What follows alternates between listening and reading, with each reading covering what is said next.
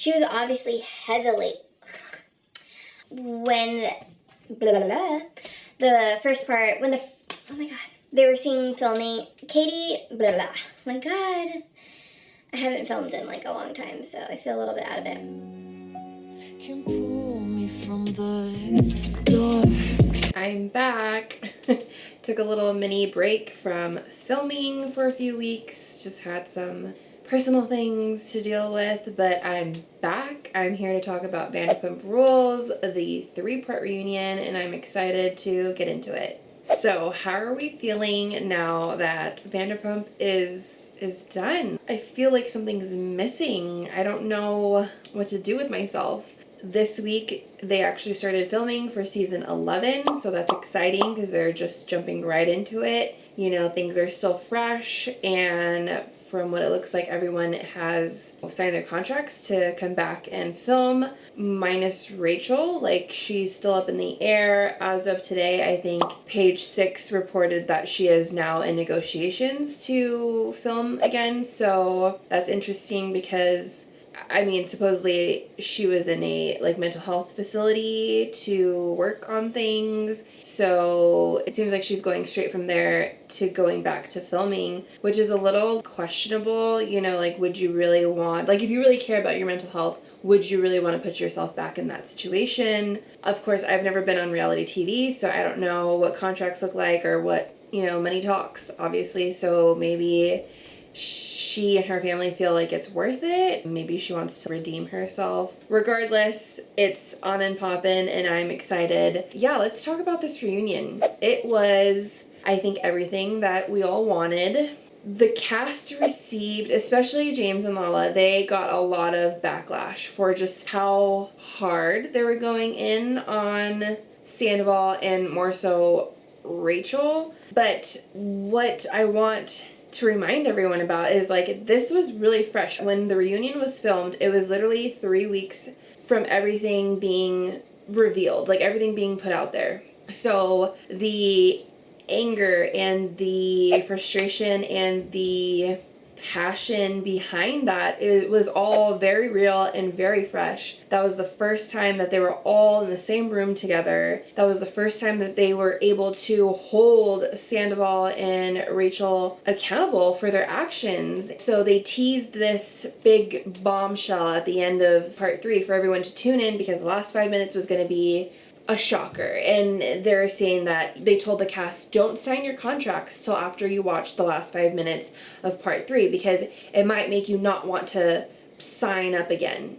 And the big reveal was that supposedly Sandoval and Rachel's story is that they had their one night stand after guys' night at the Mondrian, and then they stayed away from each other, and they, you know, it didn't happen again for a long time, and then it started back up again like in September after the Life is Beautiful festival, when the real timeline was that they had their one night stand and then they just kept fucking the whole time. Tom Sandoval was adamant about him and Rachel sticking to that same timeline because in his mind, for whatever reason, he thought that that was going to not hurt Ariana as much as if she knew the truth. Which is such a stupid thought to have in your mind. It's like, it doesn't matter if you guys fucked once, 10 times, a million times. What you did was wrong, and the fact that you did it over and over and over again, it doesn't matter. So for you to make Rachel stick to this alternative story is like, it's stupid. And so that was the big bombshell. She talked to the producers and she was just like, yeah, you know, I hate lying.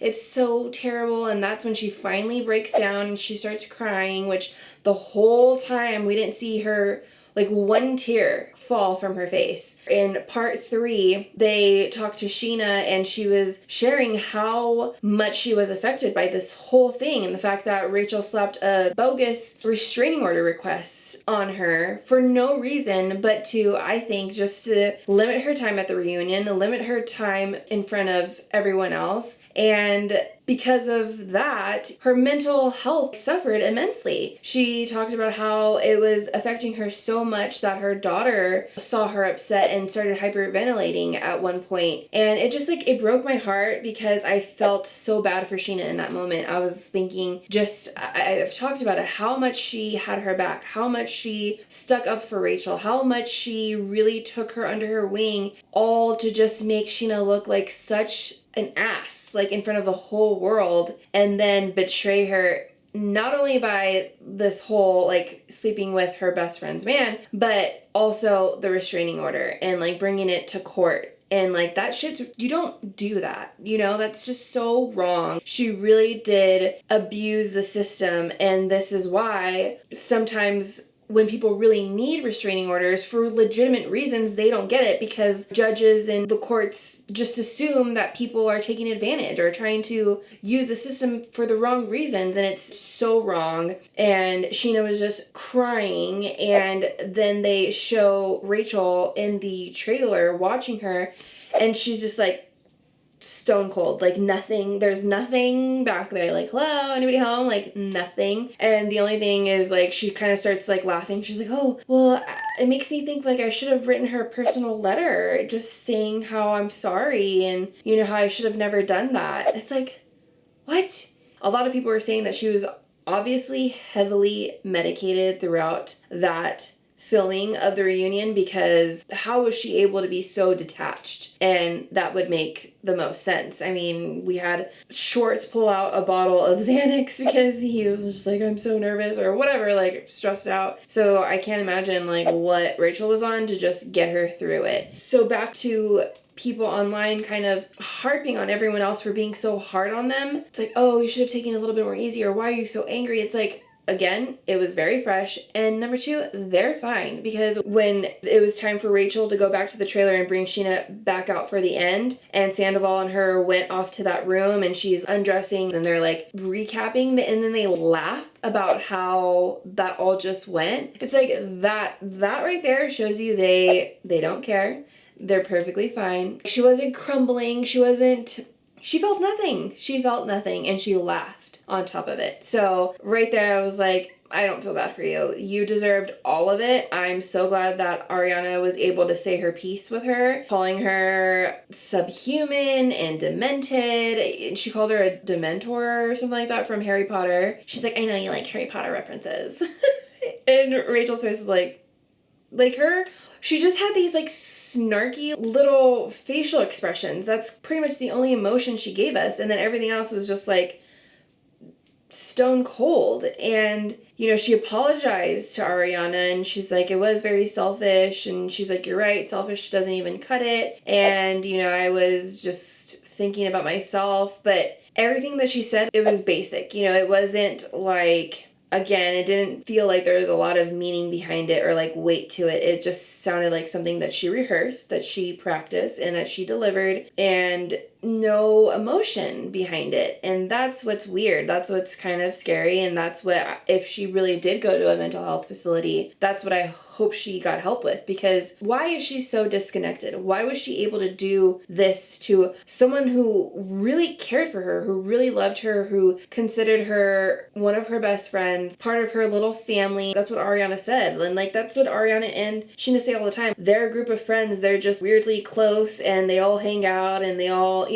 that's why no one ever suspected anything to be off, but obviously it was. So yeah, I think Ariana handled herself beautifully. Her revenge dress was on point, body on point, those abs, makeup, hair, just all of it. Lala looked great. Katie looked beautiful. I was not a fan of her dress choice. I don't think it was very flattering to her. What I am kind of bummed about is that Katie didn't really have a lot of time dedicated to her and Schwartz. Basically, we all know this, Scandoval trumped everything. It was such a major deal that it just got placed above everything else, and I just wish that she would have had more time to talk about her situation with Schwartz, and that they all would have been able to discuss that a little bit more. Schwartz kind of took a back seat to all of Sandoval's terribleness, but he was pretty terrible too. Like, this season did not show him in a good light, and since everything wrapped, he went on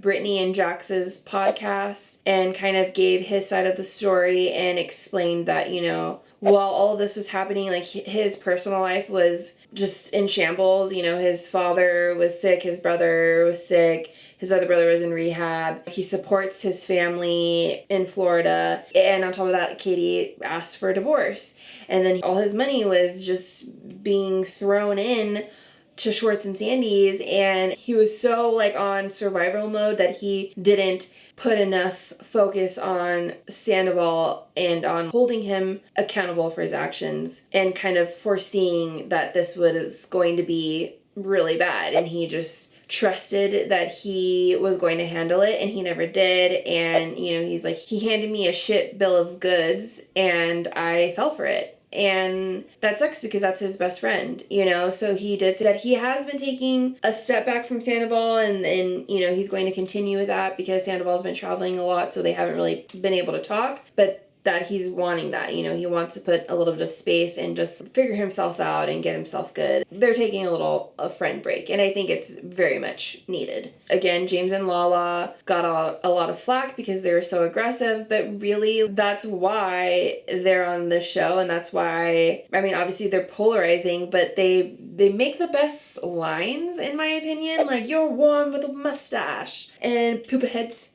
both of you poop heads. Like, hilarious. And then Lala getting up and she's like, I wasn't your best friend, ho. Like, that's classic. I love all of that. So entertaining. They kept telling James, like, Andy was like, stay in your fucking seat. Stop getting up. He kept getting up to go to the bathroom, which in my opinion, he was going to, like, smoke some weed or, like, you know, his vape pen. That's, like, more of a weed pen. Or, like, he's doing something. He's not just getting up to go pee a million times throughout the filming. So, but yeah, they're getting mad at him. He's like, he leans over, he's like, I'm gonna get a smack bottom, Lisa. Like, obviously, his accent just makes him so much more endearing. And he's funny. Like, he, in my opinion, as of right now, he is the number one guy in the group. I mean, yeah, who would think that we would be saying this about James Kennedy, considering, like, what a menace he was when he first came on and all of the crazy stuff he's done. But, you know, I have hopes for him and Ellie. I really like Ellie. I think she was a great addition this season. Her look for the reunion was chef's kiss. Like, Barbie. Oh, she reminded me of Princess Aurora, Sleeping Beauty. And, you know, she has, like, a perfect little body, and she's just, I loved her look. I think, actually, I want to say her look was my favorite, even more than Ariana's, just because pink's my favorite color. So, but yeah, Ellie was great. And, you know, it was a bummer that Sheena wasn't able to be on that stage the whole time. Again, it's just so frustrating, that whole restraining order ordeal. And then the paper that Andy hands to Sheena, he's like, well, Rachel wanted me to give you this today. And it's like, oh, that she's going to be dropping the RTO. It's just like, it's all for show. Like, you know, why do that? Like, that was all just more PR stunts, you know? It was like, ugh. She's just, I really hope she got some help, and I really hope that she improves. You know, if she comes back to film for season 11, like, I really hope that she makes a difference and that she learns from her mistakes. The day that the first part of the reunion aired, it was in the media that they broke up. Sandoval and Rachel were no longer together. And at that time I was like, I don't think so. Like, I think they probably are still together. But then, like, more weeks passed, and then Sandoval was seen with, like, a blonde in Austin. But then he was also seen on the phone with Rachel. He was, like, on an airplane somewhere, and his phone screen showed Rachel. So I'm like, maybe he's, like, keeping it open with her. Like, obviously, while she's in the mental health facility, like, he's still talking to her, but, like, doing his thing on the side because that's what he does. Like, I don't know, but I was really getting annoyed because it's like, if you guys blew up your lives, like, you should just be together. Like, don't do this for nothing. And so it would be interesting to see what happens for season 11. Like, are they together? Are they not? Did Rachel figure out that she's like on a sinking ship and maybe she's like, you know, I'm just going to pull out now because I can still maybe redeem myself? I don't know. There's like so many questions. So a lot of people were giving Lala a hard time because she stood up to LVP a little bit when she was talking about how Sandoval is a dangerous person. And I 100%,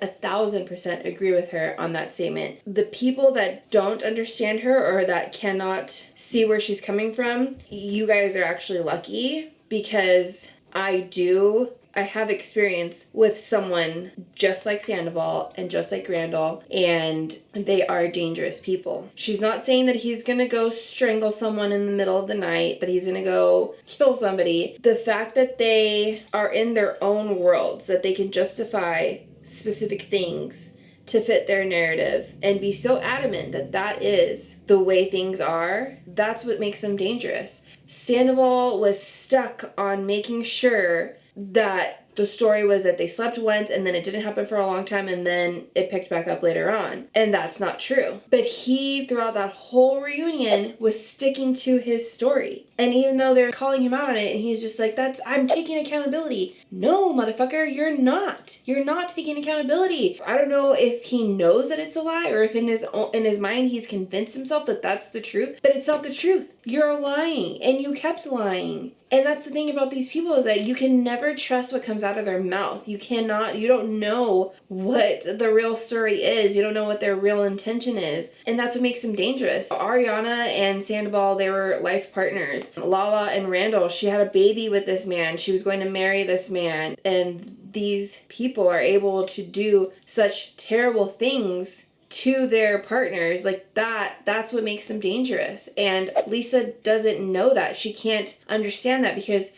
she's lucky enough to have Ken, who they've been together for decades. And, you know, I'm sure every couple has their problems, so I'm sure, you know, they're not perfect, but she's never had to deal with that. So when you don't know that experience, you can't comprehend. And so she was telling Lala, like, you know, you shouldn't be saying that Sandoval is dangerous. And I disagree, and Lala disagreed, and I'm glad that she was able to stick to her guns and say, no, I'm not asking for your opinion. I'm telling you that this is how I feel and this is what I think. I think that's great, you know? And I think that's why LVP likes her too. I think she's always had a soft spot for Lala, and I think that showed her that these kids aren't kids anymore. You know, they started off as servers in her restaurant for her, and now they're adults with their own lives and their own experiences, and Lisa, I think, realized that at that moment. The last thing that I want to talk about is the delusion that Sandoval lives in. After all of this broke out, like, he never took a beat, you know? He, like, at least Rachel went off and she worked on herself, whereas, like, he continued to tour with this stupid cover band, and then, like, while he's out on tour, he changes the lyrics to certain songs. And first he's talked about how Raquel's just not for me in one of his covers, and then recently he talked about Schwartz. Do you remember when you had a lawn? He disses his best friend about him losing his house because he divorced his wife, and so they sold their home, and so now he's not a homeowner. It's like, what the fuck is wrong with you? You're such a piece of shit. Ugh, I don't know how Schwartz has been able to be by this guy's side. I really hope that he takes more than just a break from Sandoval. Like, I would love to see the fallout of that friendship, because it's just so wrong. It's not even funny. Like, even if you're just trying to be funny and cheeky and like, oh, you know, Schwartz will get it. Like, I'm just playing. It's like, no, that's wrong. And it just shows that you have no remorse. You don't feel sorry. In fact, you're enjoying all of this. You know, people are still going to his concerts. You see videos of girls screaming. You know, he's lost some weight. He got very toned, like, lots of muscles. He looks, like, body-wise, he looks great. Hot, in fact. But the girls that are going to his shows and screaming for him and touching him like he's a friggin' rock star, it's like, guys, come on. You know, it's just, it feeds into his massive ego, and you can tell that he's just loving this. He's loving the attention he's gotten. I'm sure he's hating the fact that Ariana at this point has made well over $1 million on all of her sponsorship and deals that she's gotten. Like, that girl is getting her bag, and it's well deserved. And I'm sure that just ruffles his feathers. And I think I even read that he said that he doesn't want her to film in their home anymore because she did a battery commercial. And a fun fact, the director of that commercial was Nima Van from Shaws of Sunset, and they did it in her house. And I think that was the last deal that she was able to do, like, filming in her house, because Sandoval said you can't do that anymore. Like, just petty shit like that. And, like, that's what they do. They're petty motherfuckers, and they will nitpick, and, you know, whatever doesn't serve them, that's what they're going for. But yeah, good for her. I mean, she, like I said, she deserves all of that. Like, she is setting herself up, because there's a lot of people that are like, okay, Ariana, like, you are definitely taking advantage of this now, and, you know, you should be, I don't want to see you anymore. And it's just like, if it was me, sign me up. Everything. She did Church's Chicken. She went to, like, one of their drive-thrus in LA, and she was, like, handing out chicken. Like, do it. She's setting herself up because she is now single and she can only depend on herself, and she's going to get any check she can, and she should be. Like, good for her. And speaking about Nima Van, funny little side story is that he was on Sheena's podcast, and they're talking about the whole Scandoval thing because he took Rachel to Hannah Berner's wedding, seemingly right before her and Sandoval hooked up. It was before they started filming last season. So they're talking about that. But then Mercedes Javid, she and her husband, she's from Shaws of Sunset, they have a podcast. And on their podcast that was around the same time, she was talking about how she's pissed at Nima because he was supposed to go on their podcast and spill the tea there, but instead he kind of blew her off and did Sheena's podcast and didn't even, like, give her a heads up. And so she was just like, what the fuck? That's not cool. So, like, they're kind of having a thing, you know, they're not cool right now. And I went to No Filter with Zach. He did a live taping of his podcast in Hollywood 2 weeks ago at this point, and he was gonna have Lala there as a special guest, and I didn't buy tickets in time to where I got the VIP, so I just had to get the GA tickets. And for VIP, you're gonna do a meet and greet with his special guests, so Lala was there for that. But then when the show started, she was nowhere to be found. Lo and behold, Bravo told her, like, you cannot do any more podcasts, like, we're putting a kibosh on that. So I didn't get to see her, but to replace her, he had MJ come on. And so she was talking about Nima and Rachel at Hannah's wedding, and Paige from Summer House saw Rachel eyeing Craig from across the room, and she beelines over to him. She starts talking to him, and she was just like, I don't trust that bitch. Like, she knew right away. She's like, this girl is no good. She is bad news. So it was just, it's, you know, it was cool to go to that show and see MJ in person and all the tea that was spilled, and it was fun. And I actually, right before the show, Schwartz and Sandy's was 6 minutes away from the venue, so I went there and I had a drink and I tried the sliders. The drink that I had was like a cucumber margarita kind of a drink. Ugh, it was good. It was good, guys. The atmosphere was great. I loved the way they decorated it. It was really nice. It wasn't like a huge restaurant, but it wasn't like tiny either. The parking was not that bad. We actually, because it is in like a little strip mall area, and we're able to get parking right there. And I'm definitely going back. Like, I'm an hour plus away from that area, so it's not like I'm gonna go every Friday, but I enjoyed myself. And so I think despite everything, you know, with Sandoval and blah blah blah, they did a good job with Schwartz and Sandy's, and I give it a stamp of approval. But yeah, so that's my little recap. Those are my thoughts on the reunion. I feel like I touched on everything that I wanted to talk about, but what do you guys think? Are you also feeling the Vanderpump Blues? Because I am. I started rewatching old seasons just to kind of fill the void. Thank you for hanging out. I really appreciate it. If you want to check out my other videos, I would love for you to stick around a little bit longer. I hope you're doing well, and I'll see you on my next video. Bye! Can pull me from the dark.